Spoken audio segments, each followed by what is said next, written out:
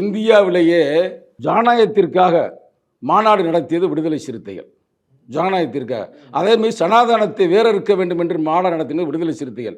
எங்களுக்கு இந்தியாவில் சனாதனத்துடைய அந்த கோட்பாடுகளை நேருக்கு நேரம் எதிர்த்துக்கிட்டு இருக்க, இன்னும் நல்ல அழகான சொல்லி ஆர்எஸ்எஸ்ஸை நேருக்கு நேரம் இந்தியாவில் எதிர்க்கிற ஒரே அமைப்பு விடுதலை சிறுத்தைகள்.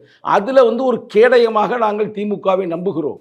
அதனால் எங்கள் கூட்டணிக்குள்ளே எந்த சிக்கலும் வரக்கூடாதுன்னு எங்கள் மூலமாக வரக்கூடாதுன்ற தெளிவாக இருக்கிறார். அதனால அவங்ககிட்ட போய் நீங்க கேளுங்க. இப்ப ஏங்க நீங்க அவரை கூட்டியாந்தீங்க, அவங்க பிரச்சனைனே சொல்லலையே. இல்ல நான் சொல்றேன் எங்களுக்கு என்ன பிரச்சனை?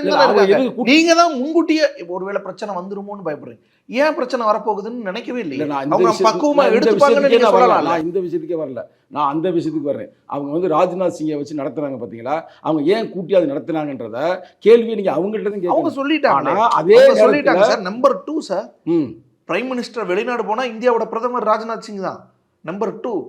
அப்ப ஒரு நாணயத்தை முக்கியமான ஒரு நபரை வச்சு வெளியிடுறாங்க. அப்ப ஒரு அதை நீங்க புரிஞ்சுக்கிறீங்கல்ல, அதை ஏத்துக்கிறீங்களா? அதான் சார் டாக்டர் கலைஞர் மு கருணாநிதியுடைய அந்த நாணயத்தை வெளியிடுவதற்கு அவர் தேவை. இப்படி எல்லாம் தேவையெல்லாம் இல்லையே சார்.